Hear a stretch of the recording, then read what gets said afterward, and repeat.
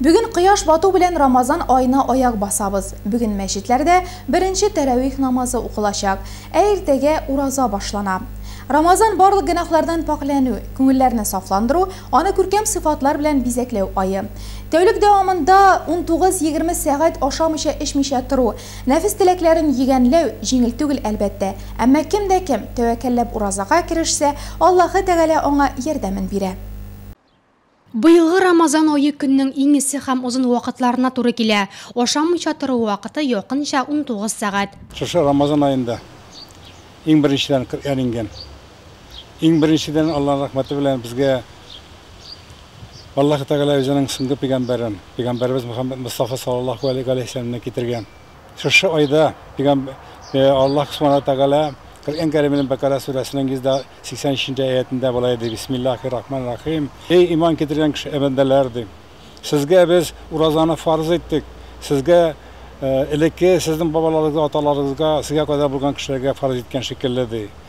Бәлки сез дә Аллаһ Тәгаләгә тагын да тәкъвалырак булырсыз ди. Аллаһ Тәгаләгә якынрак булырсыз ди. Һәм дә үзегезнең гөнаһларыгыздан котылып, bu dünyada imanla İslam'la namazda bulup yaşarga nasip etsin deyip şuшы ayetlerin kitire. Уразаның кыйммәте көндүзен ашау ичүдән, якынлык кылудан гына түгел, мөселманнарның бузык гамәлләрдән, уйлардан һәм сүзләрдән тыелып торуында да. Бу айда күп итеп изгелекләр эшләү, ифтар ашлары үткәрү, садакалар бирүнең савабы берничә тапкыр арта. Ураза тотарлар өчен, мөселманнар өчен фарз инде ул. Аны тотарга кирәк. Ничек булса да тотабыз, көз булса да тырышып карыйбыз. Авыр булмаячак. Ураза обязательно кирәк. Ураза миша гөнаһ була. Уразаны 99 елдан бирле тотам. Авырлыкны белмим, наоборот җиңеләя. И даже Алла үзе ярдәм итә. Нинди көннәр эссе булмаса да суыта. Үзе Алла ярдәм итә безгә ураза тотарга. Тотмыйча булмый инде, Алла ярдәм иткәч. Аллаһы Тәгалә иманыбызны ачлык белән сынай. Бу бик зур сынау. Чөнки беркем күрмәсә дә, яныбызда беркем булмаса да ризык бар. Ләкин Аллаһы Тәгаләнең ризалыгын өмет итеп, судан, ризыктан тыелабыз. Ураза тук кешегә ач кешенең хәлен белергә булышак.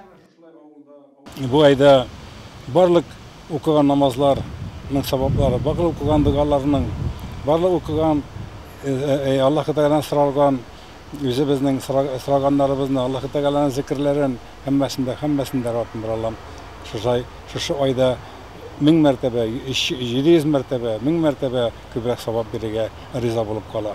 Раббим Аллам шушы иң авыр айларда, менә бу ел 2нче ел, 5 ел, bir tagın 5 шушы озын көннәрдә уразаны тотарга безгә насыйп әйләсен, тынычлык белән, матур итеп, намазлар укып, зикрләр кылып, гөнаһлардан арынып, яхшы эшләр эшләп, шушы уразаларны, фарыз уразаларны тотарга башабызга насыйп әйләсен.